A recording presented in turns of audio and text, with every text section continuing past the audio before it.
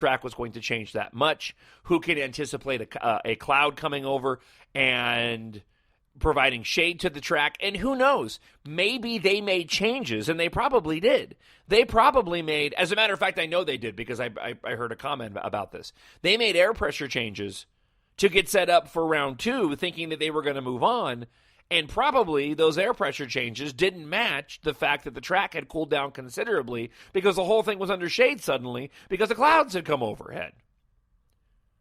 So all of this is to say, I don't know. People are allowed to get their opinions. I personally just get annoyed when I see Dale Jr. fans complaining about the team and the effort without bothering to do their due diligence into, okay, why did that happen? Because for me, that's what the team has to do. It was clear that Dale Jr. wasn't too bothered with the fact that they qualified as poorly as they did. I mean, he even mentioned on his Twitter feed, and I'll go ahead and bring it up. I'll bring it up right here and read to you what he said on Twitter yesterday after practice. He said, track changed a lot since practice, caught us off guard. We know the car has speed in it. We'll work on it some more tomorrow. The comments, and he's got a lot of comments about being in the broadcast booth on Saturday, but again, factoring in all the different variables of the race weekend. Team, car, driver, attitude. I'm really excited for Sunday. Because Dale Jr.'s been, like, compared to the last couple of weeks, Dale Jr. was absent from Twitter. And usually that's a pretty good sign that he's frustrated. When he's tweeting, it seems as if he's a little bit, he's lightened up a bit. He's ready to share information. He's focused, but he's also in a good enough mood where he can stop down and take time to go out and send a tweet. So, once again, all that is to say, if you're going to criticize, that's fine. But at the same time, you're not doing a service to anybody, in my opinion, as a Dale Jr. fan, unless you're going in and factoring in all those other variables. I don't know. For me as a Dale Jr. fan, I don't want to be in a bad mood when they're not running well. I want to know why they're not running well. It's a part of my fandom. I want to think about, okay, what's the problem with the team? Is it really a crew chief issue? It has been in the past. Certainly not with Steve Letarte, but when you go back and look at, Lance McGrew, nice guy, but he wasn't a good crew chief. It wasn't a good fit for Dale Jr. Is Greg Ives? I don't know yet. He's been doing a pretty good job so far. Was pretty solid last year. If they're going to start peaking now, which it looks like they have every potential to do, then I'll sign off on Greg Ives. I think he needs to work on his skills in the media a little bit better. He needs to become a little bit better of a spokesperson. But that's a tough. That's a tall order when you look at a guy like Steve Letarte, who was so great in front of the camera. And was always a solid interview and was very comfortable behind the mic. I mean, to the point where he left to go do, broadcasting for Dale Jr. Greg Ives, it's not a requirement of these crew chiefs that they have to be great spokespersons, but it helps. And if you're going to be Dale Earnhardt Jr.'s crew chief, you need to have some skill there. So I feel like he could work on that a little bit. And I know that he's trying, and he's, been tweeting back to fans. And so, I hope they're starting to turn around. I think they're starting to turn around, and hopefully I won't have to have this conversation as it relates again to the criticism the team is getting that I personally feel is just unwarranted. All right, let's move over to merchandise just really quick. Not a whole lot to share on the merchandise front. There was pretty much nothing new at NASCAR.com. However, let me just look again. Well, there was a number 88 True Timber Camo die-cast hauler available, but the same items that I mentioned last week of the new tumblers are pretty much all that is highlighted on the Dale Jr. page at NASCAR.com. Now, this is kind of cool. Over at DaleJr.com, there's a couple of new items, a few new T-shirts that are available, mostly focused around the gray and blue. Nationwide 88. There is a new 88 Nationwide driver hat that's gray that I really like a lot. It's a good looking cap, and it looks like this new backstretch T-shirt that's been released is a pairing with that hat. And again, I'm into the gear. I like wearing the gear. I like making it match. It's just a part of my fandom. This is pretty cool, though. If you're in the market for a car cover, there are car covers available. They're expensive on shopjuniornation.com. There is the Dale Jr. 88 Elite car cover. It's basically a gray car cover that has the 88 on the side of it in big gray, in big and gray on the side, bigger than what's on the door of the actual car. It's $249, but maybe you just want a half cover that just covers the top of your car. That's $119. So that's just unique and different. I don't think I could justify getting one. If I could, I would. I think they're neat. It's a lot of effort, though, to go and uncover your car and cover your car. I mean, it really depends on what kind of climate you're in. Here in Arizona, it may not be the best idea with how hot it's been. I don't know what kind of effect that would have on the paint of the car to have a car cover in the sun beating down on it. But if you're in the market for it, those are some new items available at dalejr.com. Again, shopjuniornation.com. That's the link that they send you to when you're on the website at dalejr.com.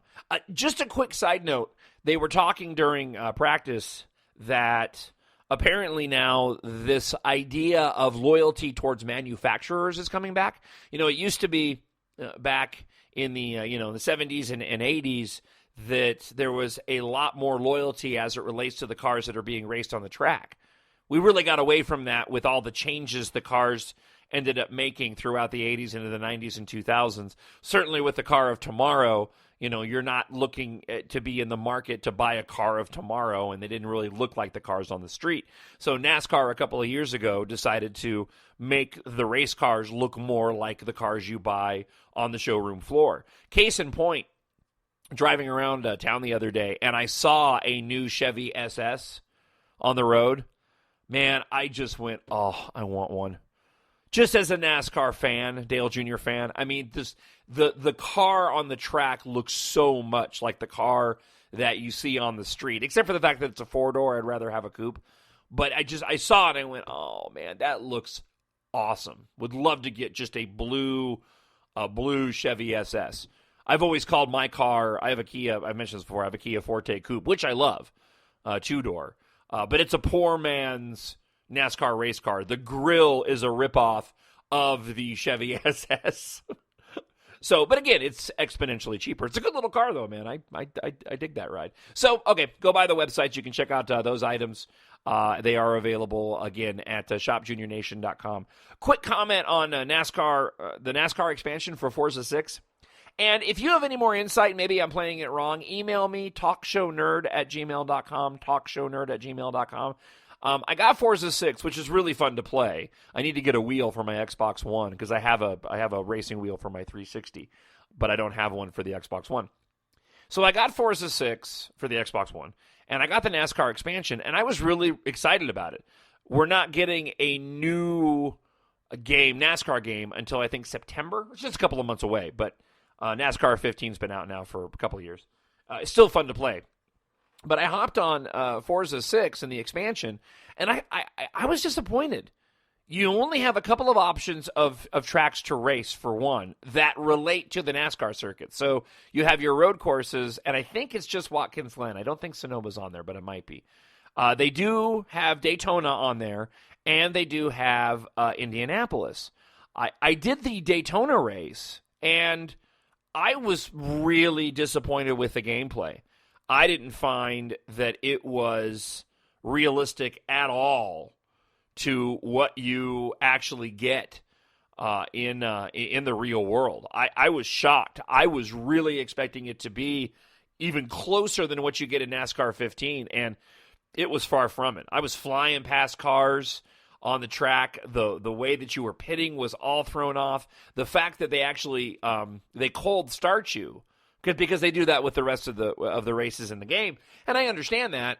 I don't know why or how hard it would be to actually have it be rolling starts for the expansion, but and I could even get past the fact that you're cold starting the race if the racing simulation matched what you normally get with NASCAR, but it just didn't. I was really, really disappointed. And I don't care to race NASCAR race cars against other series race cars. That doesn't interest me. Nor do I really care that much about taking NASCAR race cars and running them on courses where they don't normally run. I mean, maybe if I'm looking to kill time and want something different, but that's not what I go and play NASCAR for. I go and play NASCAR video games because I want the closest experience that I can get to being out on the track. And the NASCAR expansion for Forza 6 just was not that. So, and again, if I'm missing something, if there are settings in there to make it better, please let me know. Again, talkshownerd@gmail.com. Or you can always send me a message or tweet at me at John Justice on Twitter, at JON at John Justice on Twitter. All right, let's talk about Michigan. I love this racetrack. I really do. Those concerned about qualifying 25th, which we've already gone through, look, I firmly believe that you're going to see Dale Jr. in the top 10, if not further up, by lap 20 at the latest.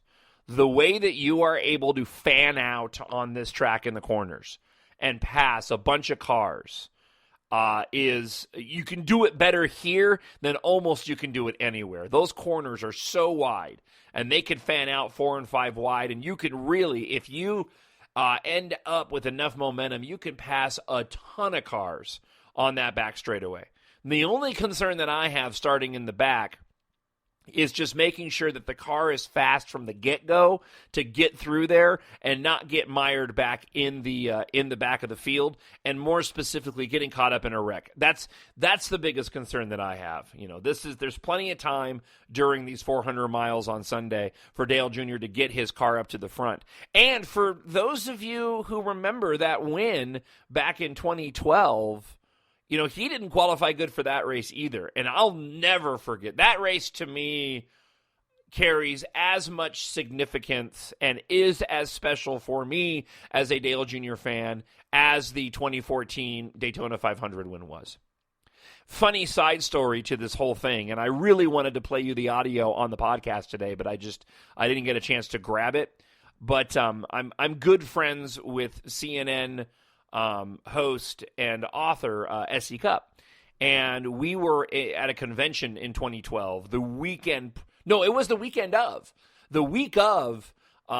2012 Michigan race, where Dale Jr. snapped his 143 race winless streak in that black and green Dark Knight Rises Chevy. Love that paint scheme, by the way. We were in Vegas, and she's a Tony Stewart fan. And Tony Stewart was running really well at the time. And so we made a bet. And I can't remember what my side of the bet was, to be honest with you. But her side of the bet was if Dale Jr. ended up winning, because I said Dale Jr. was going to win. I said it was Father's Day. He's going to snap his winless streak. The car is fast. And this was like Friday, I think. Friday or Saturday. And that he was going to win. And so the bet was that if he won, she would have to call into my show, because she was a frequent guest on my show. It still is, actually. But she'd have to call into my show and say that I'm S.E. Cup, and John Justice is the greatest talk show host in the world.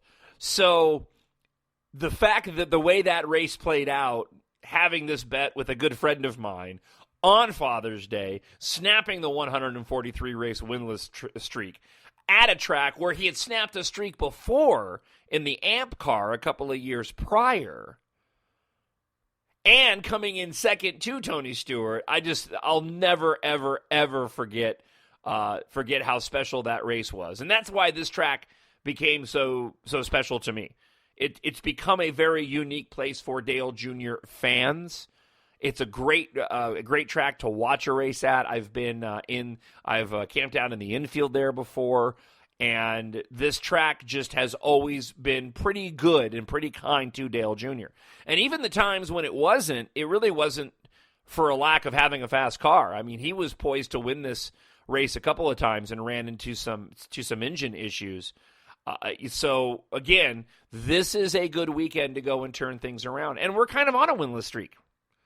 Right? I mean, you got to go back to Phoenix last year, but even then, how much does that race count? You know, winning in a rain-shortened race, it was more about strategy. It's been a while since Dale Jr. and this team has put together something on an intermediate track like this. The good news is the car was fast off the truck. That